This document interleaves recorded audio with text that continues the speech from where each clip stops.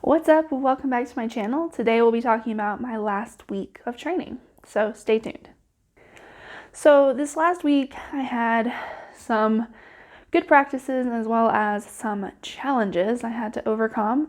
So over the weekend I had a couple of good practices, just kind of short ones because I have to, do all the cleaning and laundry and cooking and all the stuff for the major part of the week.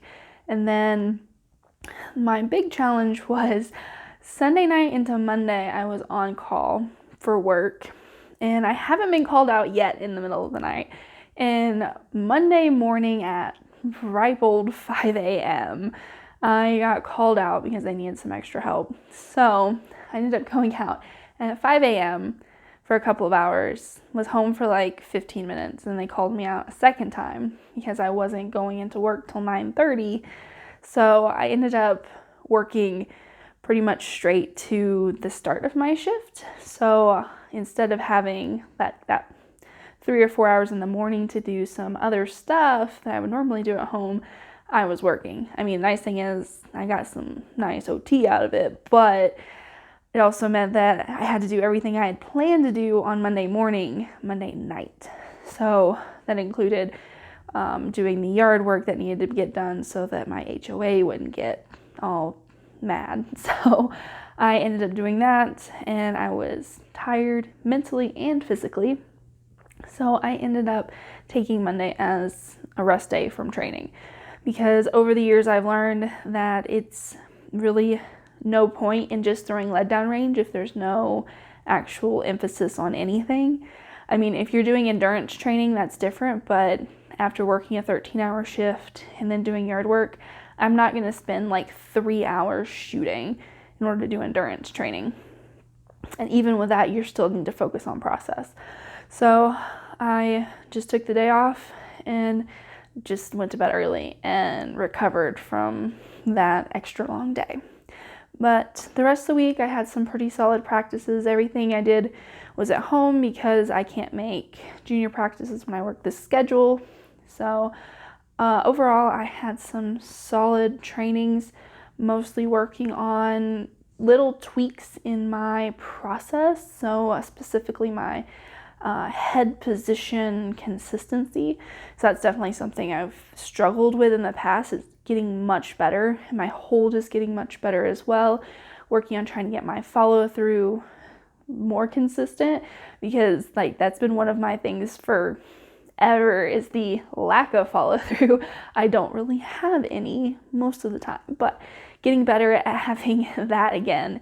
And overall, I think it was pretty solid. So I will show you some of my SCAT files and you can see what I've been up to.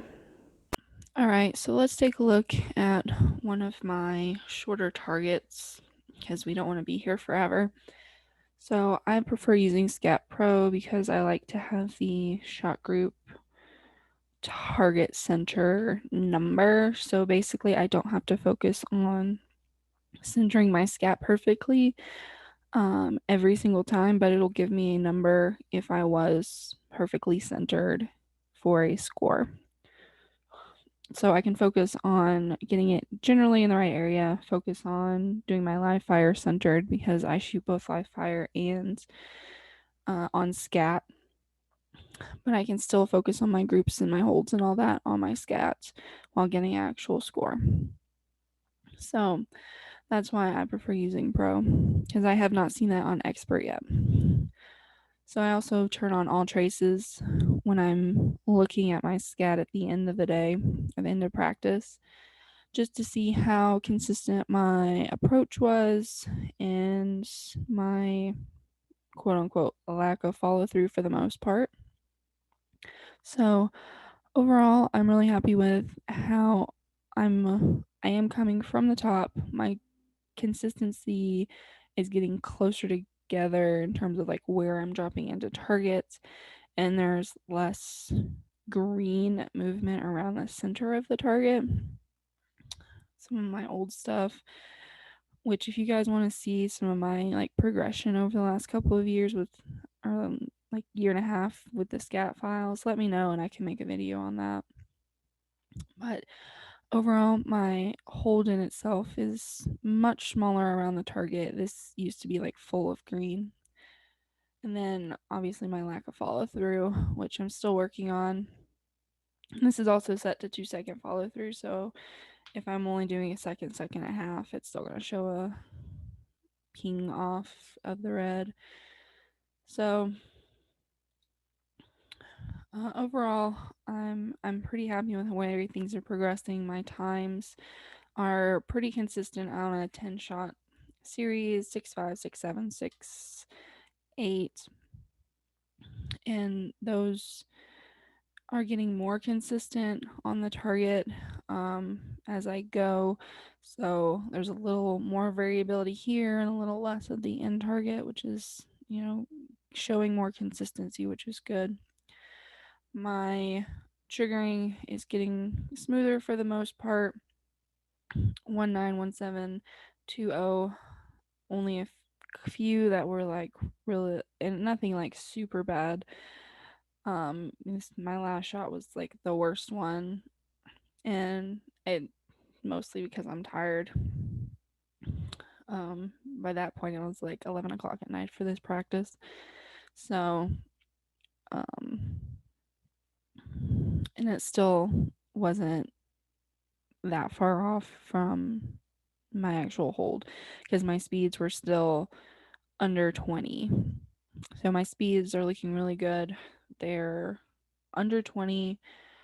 There's only a few that were more than that, and some of them resulted in some trigger pops, some of them didn't. So it's just kind of a shot by shot. But overall, I'm really happy how my speeds are slowing down, especially on my 250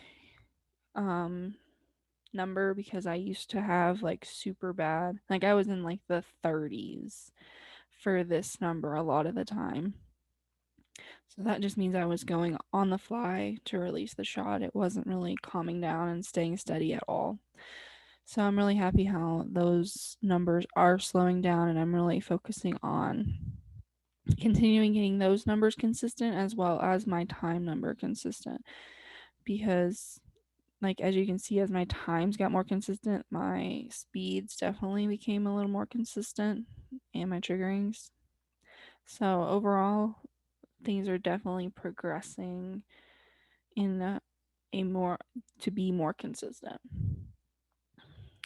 So if we move over to for this same practice,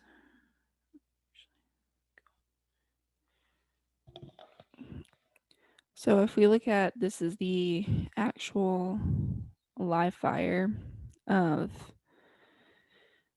that SCAT practice, you can see that there's a little more variability there, partially I think because I changed pellets for this practice, and every time it seems like I change pellets, it takes like 15 shots or so to actually get the same amount of consistency with a different pellet.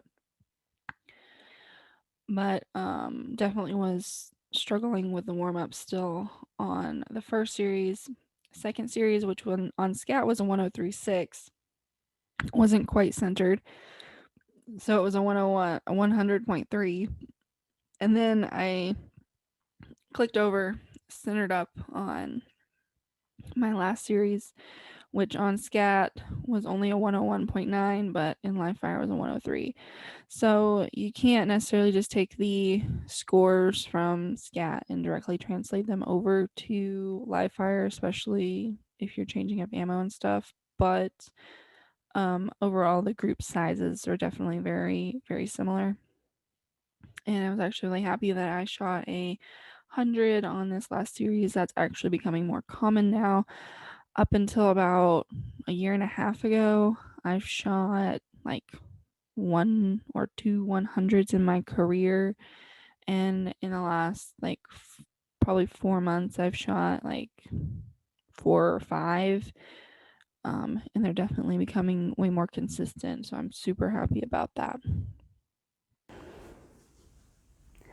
So thank you for watching.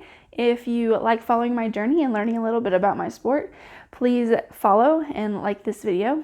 And if you have any video ideas, please leave them down below or DM me on one of my social media platforms. Hope you have a great rest of your day and see you next time.